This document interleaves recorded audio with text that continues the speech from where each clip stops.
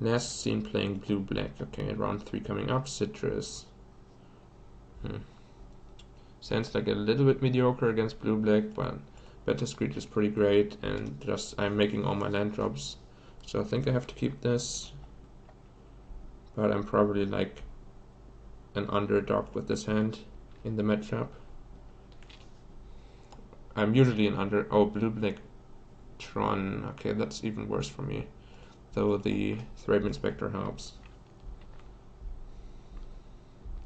Probably want to Windscarred Crack so I don't just die to capsize. Like, I don't really care about my opponent throwing their capsize away to bounce my land, but if I play like bounce land as my second land drop and they capsize it, it's a pretty significant tempo loss, so I'll try to avoid that and play this on like turn 5.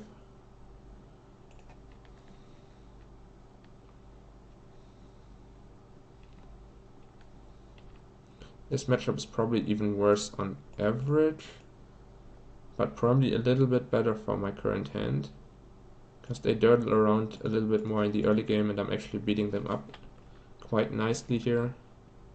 They also missed their third land drop. It's interesting, now they hit their third land drop, but after a turn of delay. That has to be helpful for me as well.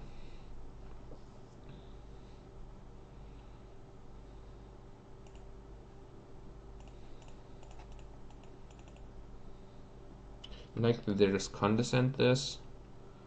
That still feels like my best usage of my turn. Not great.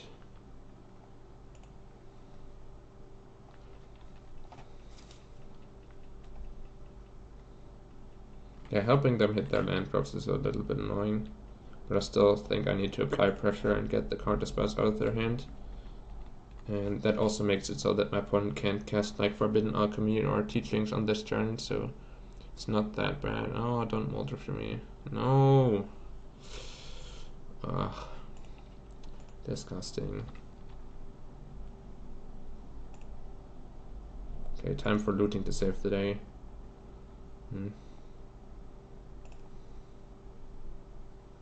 These prisms are pretty bad here, though. I don't know, I guess there's no Reaping Graves in my main deck, so I don't need to worry about that. Yeah, I can just get rid of the prisms. Maybe one land. Probably do want the land and just get rid of all the prisms. And better screech it up.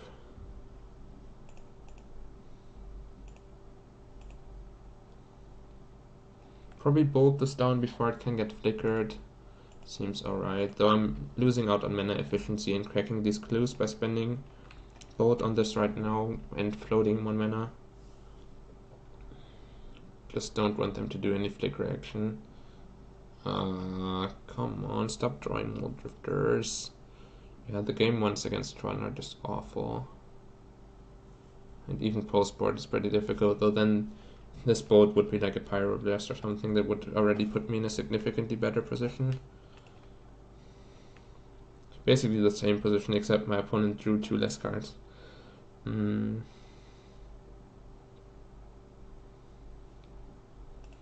Probably bolt this down for mana efficiency and then try to crack a clue to find Palace Sentinels.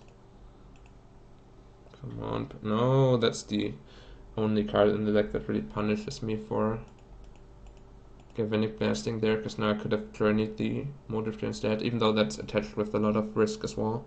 If I journey the Moldrifter and then they didn't overhorror my journey or something, I get completely run out. And that's a lot of burn though, so there's definitely a chance to just burn my opponent out.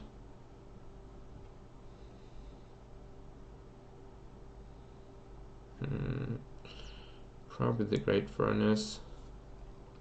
Then hold on to the Seclude step for next turn. Just try to keep going aggressive. My opponent durs around with some more Forbidden Alchemy, Mystical Teaching stuff, and I just burn them out because they don't get the board under control. And like a single Denrover Horror doesn't really help them that much. Playing this out helps against Denrover Horror though. But I think that's good for me if they do that. They might even want to bounce this instead of the bounce land, or a token, sure. Same idea. Like, they can't really afford to return my bounce land, is what I was trying to say. So attack with everything, they block one of these, take 4 down to 7. And then they need this spell in their hand, otherwise they're dead. Seems alright with me.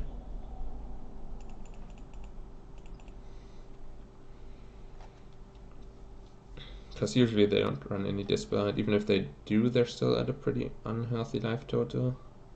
Oh, disfigure. I guess that also lets them survive on 1. 3 down to 8, yeah. Okay, let's see if I have any responses. Glint Hawk. Yeah, that's unfortunate. Because now I kind of want to get the Dinrova Horror off of the board, but if I do, my opponent gets like even more time. I guess I also denied myself Metacraft. Yeah, I guess I'm just developing the board here. No, that was not optimal. Yeah, I mean I can regain Metacraft by just bouncing the Thraben Inspector, but it was probably not optimal like this. Maybe it was. Go like Glint Hawk, bounce this, replay it.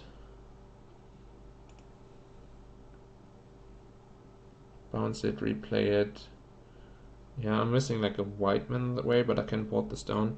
Yeah, I think my spot isn't even that bad, but I gave up on the plan of burning my opponent out this turn.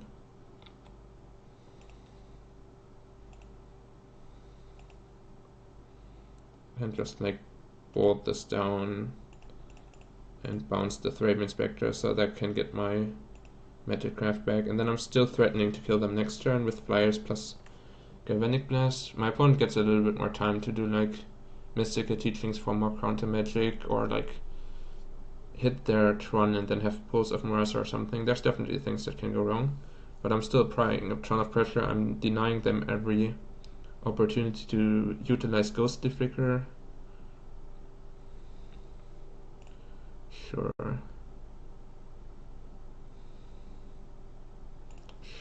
Yeah, I mean that's pretty good for them, especially because I bounced the Inspector and didn't have it to sacrifice.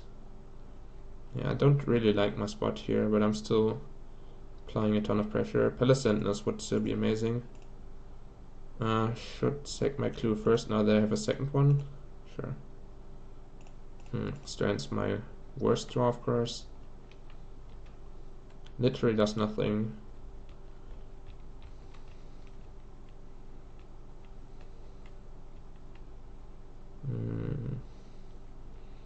Can resolve the blast, then my opponent knows, but it is guaranteed to resolve, kinda. Except for the dispel.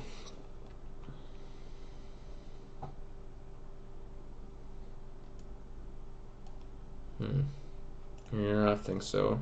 Makes my opponent play a bit more cautiously when they know that they're at 3 instead of 7, but it's better than running it into Prohibit or something by letting my opponent untap.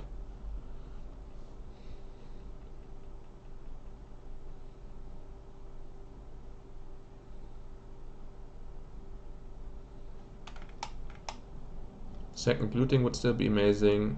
Some more burn would also be good, though I don't have much of it left in my deck. Palace Sentinels would obviously be like my best draw. Yeah, sure, that means the Prismatic Strands get to good usage.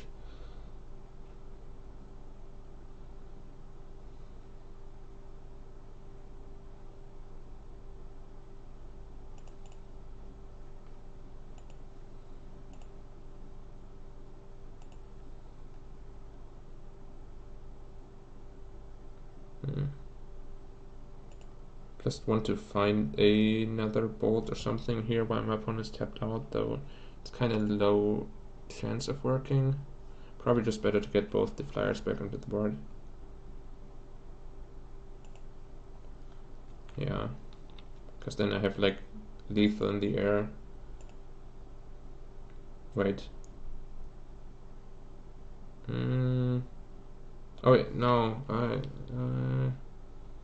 What? I thought I could make it so that I replay my Thraben Inspector. Where did I mess up? I had 3 white men, alright. And I used double red on the clue. Where the hell did I mess up? What? I didn't use double red on the clue? I thought I did. I was intending to use double red on the clue for sure. So that I have white floating, play this, replay inspector, and now I can't. Okay, I think I misclicked on the mana, or Modo took the wrong mana from me for no reason. One of those two. I assume it's just me misclicking on the mana. Because my intention was to float red, red, white off of these two and then use double red on the two, so I have the 3 white mana available to replay this inspector. It's pretty bad that I haven't. Still a lot of pressure on my opponent here.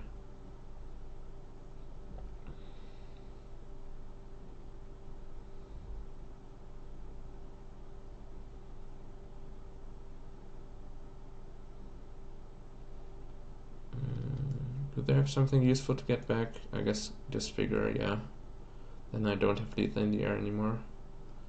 And then Flicker is pretty terrible for me. Yeah, that looks a lot like Flicker. If they are willing to attack with this, then let Flicker wall and bounce my flyer. Friedchen, thank you for your follow. Come on, just give me another Galvanic Blast or something for the easy finish. Now the Thorium Inspector in my hand might have some value after all. Never mind. Does not have a lot of value.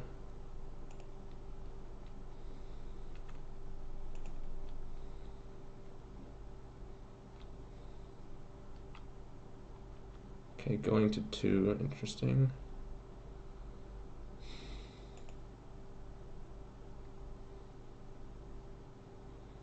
Do I want the mana efficiency of sacking something instead of replaying the Inspector? Though replaying the Inspector is threatening lethal on the ground as well. I think that's slightly better, even though it's mana inefficient as well.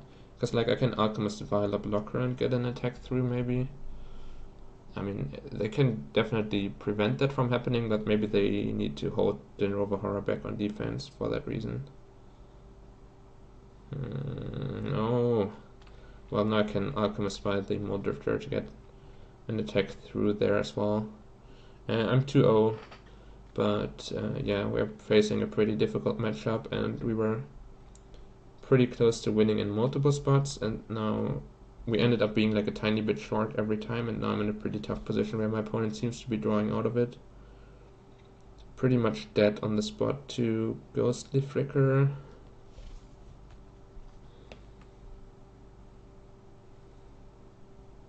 Still have some burn spells in my deck to draw towards, though most of them I have already used to get my opponent to the point where they are now.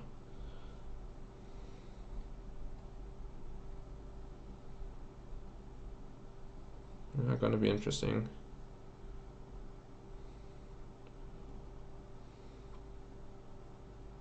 Trainer's Edict, Flashback, Rip, Thorium Inspector.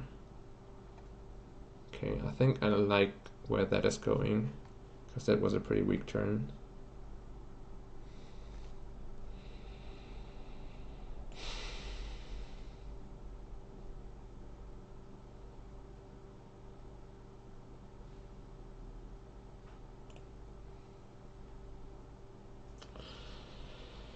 God damn it. I guess I'll just disable this and hope my opponent doesn't have Flicker. I guess if they had Flicker, they would have done something more productive than Flashback Trainer's Edict. So that's a that is good news, presumably.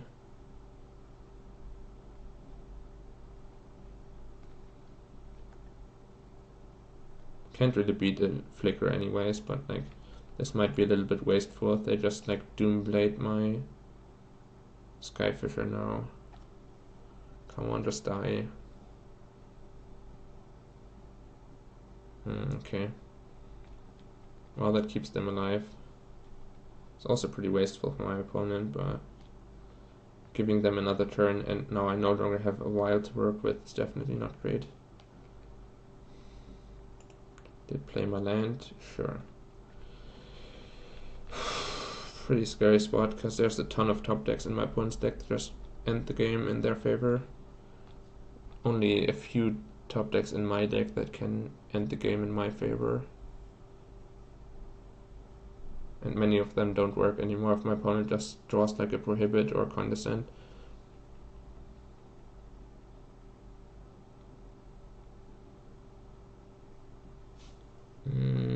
Yeah, they can get their Condescend back. It's pretty bad. The Disfigure again. I was more worried about a counter, but maybe they have a counter in their hand already. Who knows? Okay.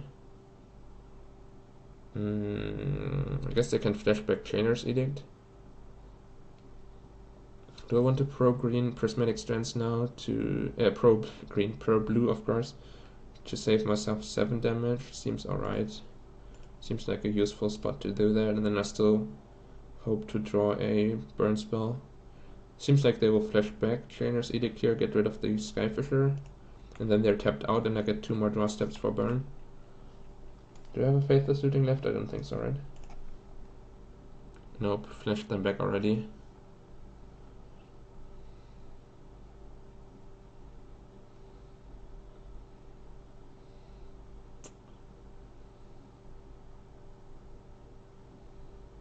Yeah. Rip Skyfisher.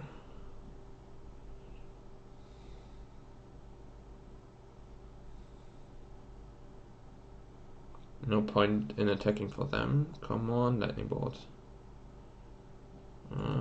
Making me sweat. Deck is making me wait. Well, that's alright, though my opponent gets to steal it pretty much immediately. I can try and draw into a burn spell on my end of turn by keeping red mana open. Okay, I think I'll try that, even though it makes it more likely that the game just ends when my opponent steals it from me as well.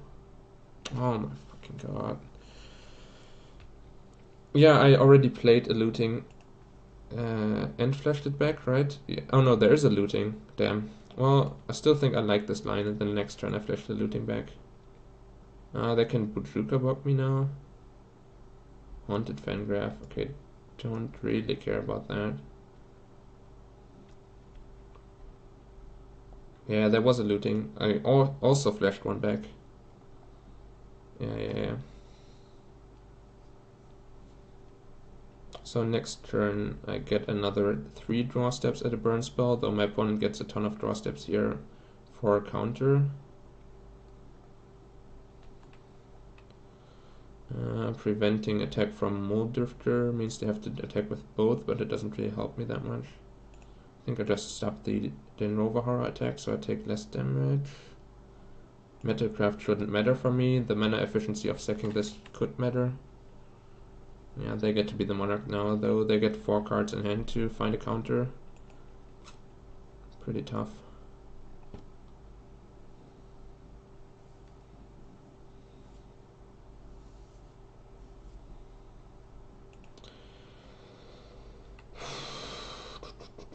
Come on, double burn. Fight through the counter spell, win easily. You can do it. You can do it, deck. Though I guess there's not that many burn spells left in my deck. Yes! More lootings are amazing, though.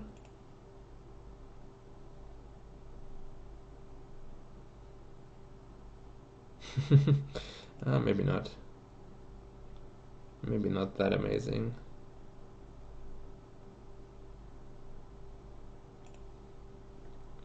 Well, I want to crack Clue first or Flashback first. I think flashing back first is actually alright if I have this many cards in my hand already that I can make use of. Yes! One time. Okay, now my opponent needs to not have 2 counter spells. Faithless Looting!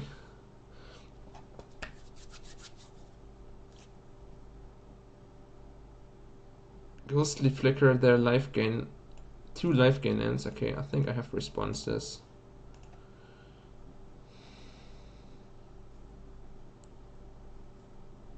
If they counter this. Yes! Faithless Looting! Best card at Pauper! Play more of them, people. Play more of them. Card's amazing. Now I get to sideboard. Yeah, winning game 1 is incredibly important because it usually doesn't happen. And then your sideboard games, you're like much better set up to win. So being up 1-0 and then only having to win one of the 2 post-board games is actually very important.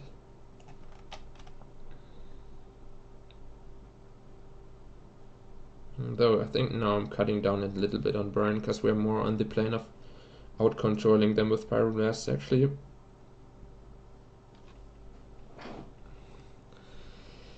Yeah, but I saw 5 new cards that turn playing Lotto.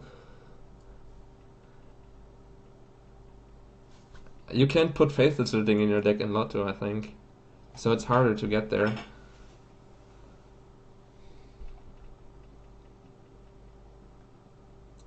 Yeah, unsure about these Betis creatures. They're kind of dirtily, but they do provide multiple bodies of attackers, and if my opponent's still on like a Trainer's Edict plane, they could be amazing.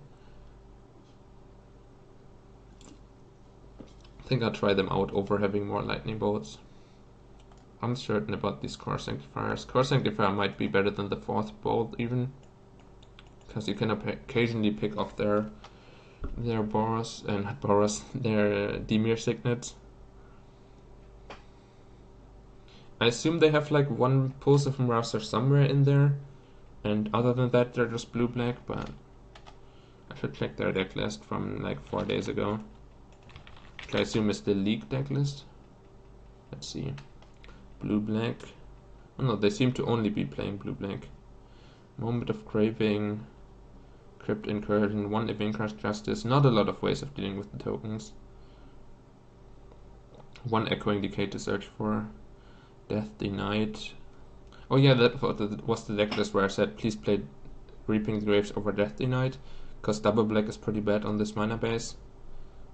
They have 2 Signets, 4 Prophetic Prisms, and 4 Expedition Map. Expedition Map, like hitting Expedition Map with Core Sanctifiers is pretty difficult, though I guess I'll run 1. I think the Battle Screech as a unique angle of attack is still good. Though I need to make sure not to get wrecked too hard by Vincar's Justice. Well, it's pretty awful, but I guess so. Faithless Looting should fix this, though then I'm practically mulliganing to 5 again. Basically one of those hands where I have to hope I become the Monarch pretty much immediately on turn 4, otherwise I have no chance of winning. Well, without Faithless Looting my hand would definitely be a lot worse. They have Tron on turn 3, but usually Tron on turn 3 is not that scary out of the Pauper decks, unless they also have Prophetic Prism. Though I guess they have 6 outs with Prophetic Prism and Dimir Signet, so that's a little bit late to the party if they do have Prophetic Prism, because then they can already resolve their Muldrifter. Okay, they don't have a Filterer, then everything looks alright for the time being.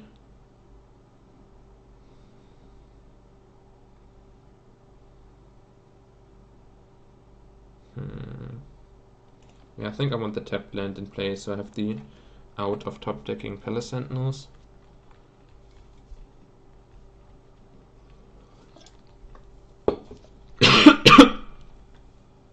Damn it. Best case, my opponent goes like Tron Piece, Muldrifter, I Pyroblast, untap Palace Sentinels. That's my dream world. They keep holding open their 1 blue spell, okay. Also not that terrible for me, though if I'm not being proactive, that's generally not where I want to be. Palace Sentinels would still be amazing here. Not this turn, but then I can set it up with Pyroblast backup for turn 5.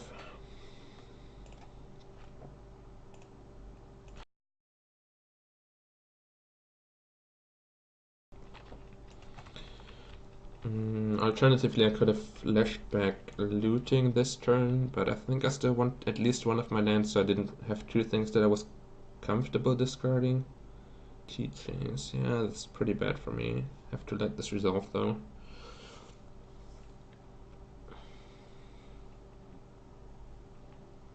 Yeah, I'm probably at like 15% to win this game.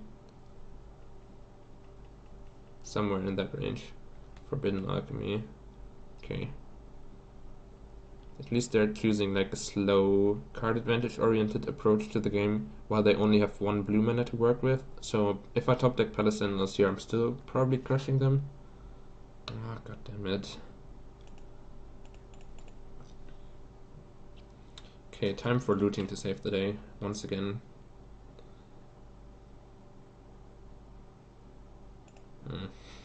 That was not what I was thinking of when I said it was supposed to save the day. More of the cards that I don't actually want.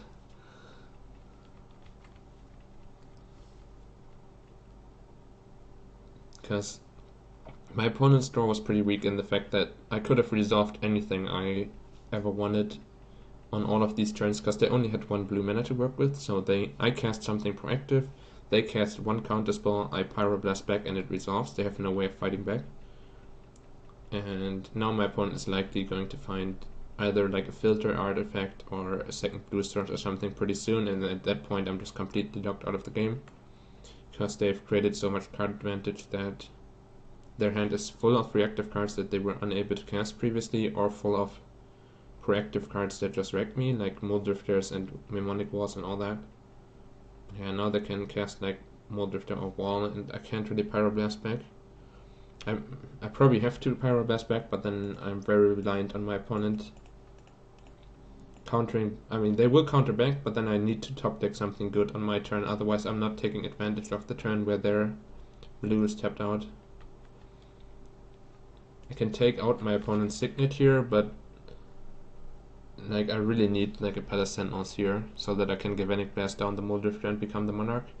Then I'm still keeping up with them on cards. Yeah, next turn if they untap with 6 cards in hand and 3 blue sources, I'm super screwed. Oh my god. Yeah, there's not even any point in in casting looting here, because there's nothing I can draw into that is cheap enough and useful on this turn. If I spend 3 mana on a looting already, then the rest of my turn is always going to be awful. Probably need the 6th land in play as well, so that I can play like Prophetic Prism into Palace Sentinels, but yeah, I think I'm dead. The window of opportunity for me to win is kind of over. Yeah, this is game 2 of the match, yeah. Okay, super mega dead, wow. Yeah, I have no idea how people don't play looting. I mean, you have like higher spell density without looting. So like the looting itself is already a spell if you don't have them in your deck. But those spells are like Prismatic Strands and Journeys. And those would be awful in this matchup. So yeah, I don't know.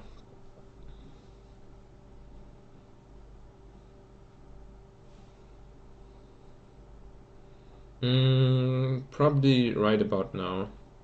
I wanted to give myself like 1 more draw step to find Palace Sentinels. I guess I'll slug it out with the Better Screech for 1 more turn, because I want to see if my opponent boarded in the Ivinkar's Justice or not. Or if they kept the Echoing Decay in their deck, which I guess Echoing Decay you're never boarding out, so that's kind of a irrelevant point. But I still want to like scout out their sideboarding a little bit, but the game is pretty much over and I'm going to concede in the next 2 or 3 turns.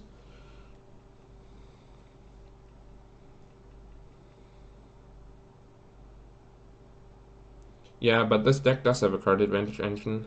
I'm not saying that every deck should have looting, I'm saying the people who are playing this deck are foolish to not have lootings in their Boros deck. And I've been preaching that for example, we found out that they do have Dispel, though that's pretty obvious, and the Echoing Decay is also pretty obvious. But yeah, I've been preaching looting for like 3 weeks, and it hasn't really caught on anywhere else yet. Like none of the other decks from the last challenge had any copies of it. Even though I had 2 and I was like, well, 2 is not enough, I want the 3rd one. So my conclusion was definitely that it's amazing, and I want more. Oh, okay. Yeah, basically I had like a 6-turn window in which Palace Sentinels would have won me the game, and I didn't find any in that window, and then once that point is crossed, I can no longer win. Yeah, I think I liked how I sideboarded. I just needed to draw better and find one of these 4. Or like have Core Sky Fisher Glintalk action going on earlier. I didn't put pressure on my opponent, and I didn't have my game-winning card, so then there's like no way for me to ever win if I draw like only Galvanic Blast after boarding down to 4 instead of 8 of this effect.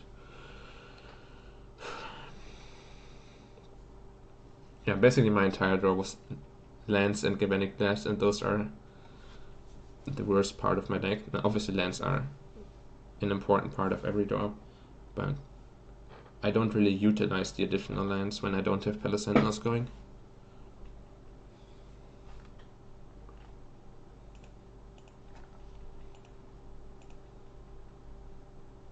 Well, hopefully I get a little bit luckier when I'm on the play. The matchup's definitely rough. But I already got a little bit lucky to win game 1, so let's just do that again.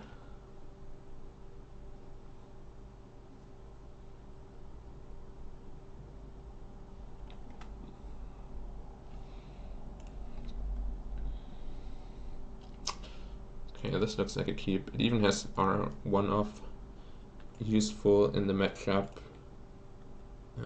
utility land. And my draw sequences in a way where I can utilize it. I think I can still afford the bounce land at this point. Well, then I don't have double white available next turn. I think I want double white available next turn, so I can go Skyfisher plus Diamond Inspector. Seems slightly better.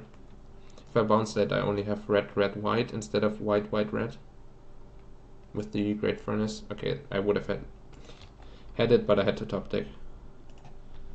Let's see if they did a figure.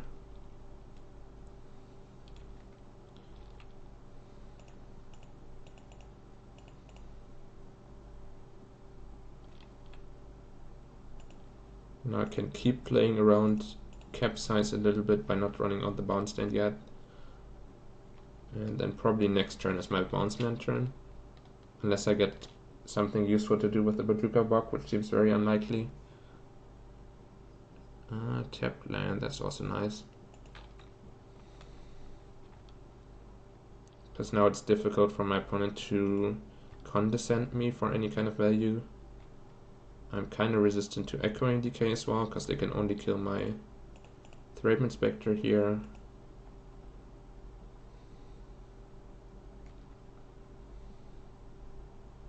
Might even want to play Great Furnace so that my Thraben Spectre doesn't get condescended. Seems alright. Then I can spend 4 mana next turn on cracking 2 clues, and then play Bounce Land. And then on turn 6 I'll start looting. I don't think I want to loot here in the dark when Bazooka Buck is still useful to me. And the Bounce Land is also kind of useful to me. Yeah, don't really care about that, dude. I did mull to 5. That is definitely true. I mean, I mulled to 6 literally and then cast looting on turn 1. So it was kind of a mull to 5. Now I might be interested in looting actually, because it can find me Palace Sentinels while my opponent is tapped low. Yeah, I guess so. Let's try that. Damn it.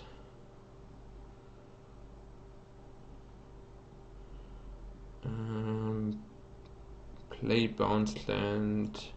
Get rid of these 2, seems alright. Then I can only crack one of the clues, but I can like crack clue and keep Pyroblast open. That seems okay.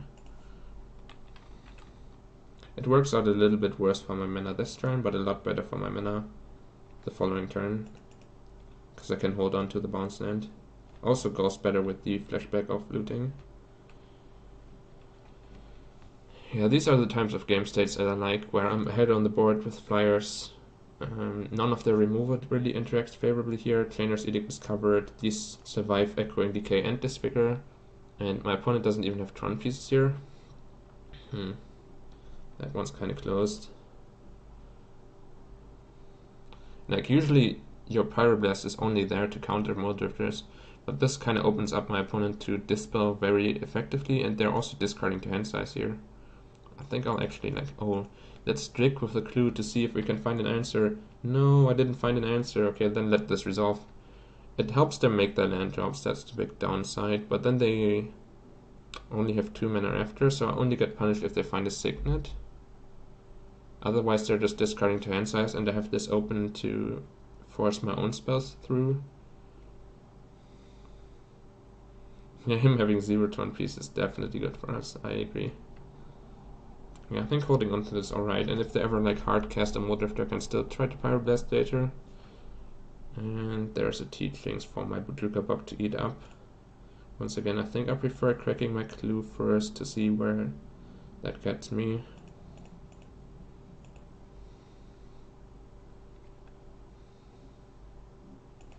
Skyfisher is interesting, but runs into Condescend this turn. I think I'll just Boudreauka Bug their Teachings.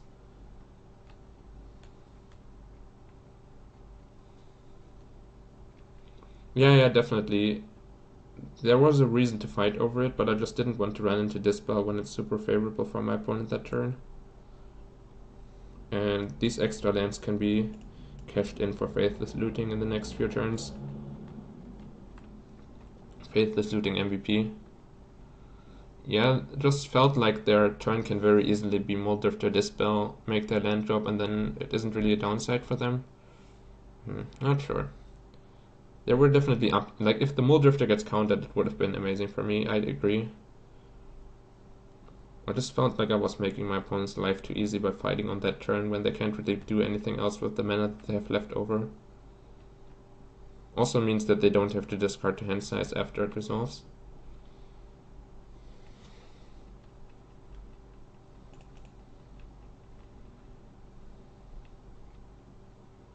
It's comical how bad my opponent's removal suite is against Core Skyfisher. Actually, they have Echoing Decay, -2/-2, Disfigure, -2/-2, Trainer's Edict, Evinkar's Justice, 2 damage, and Capsize, return it to hand, and I guess then Rover Horror, return it to hand. That's like, how are you ever beating a 2/3? And they have Moment of Craving in their sideboard. Shrivel. What the hell? There's one Doomblade in the deck. One Doomblade, and I guess they can like Echoing Decay them to 1/1s, to 0/1s, and then Disfigure to go with it to start shooting them down. Sure.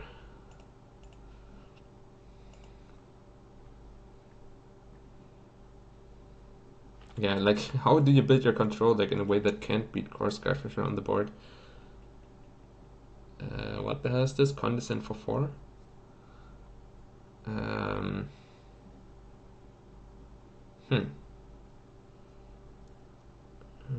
Can definitely just resolve Skyfisher afterwards. But I can try and fight over the Dispel and then at Skyfisher, or just let it go. Go like Skyfisher past the turn with making my land drop and keeping Clue open. Both are like alright. Letting them scry is still pretty annoying once again. But I think I want this as protection for, yeah, for like my own Pendle Sentinels. Pretty close. How many Dispels did my opponent have? 2 in the sideboard, 0 in the main deck. Though they played it like they even made, they had to do this amount. 2 Dispels.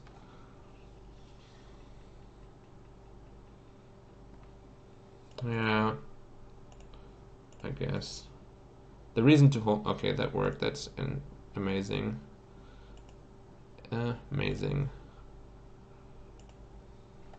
Also, yeah, I have to watch my time, for sure. I think I'm actually bouncing Prophetic Prism over bouncing. Oh no, that was, oh no, it's okay, it's okay. I don't have to play Glintox here. Though this is a little bit weaker to Echoing Decay, though I assume they need Echoing Decay against these Skyfishers at some point.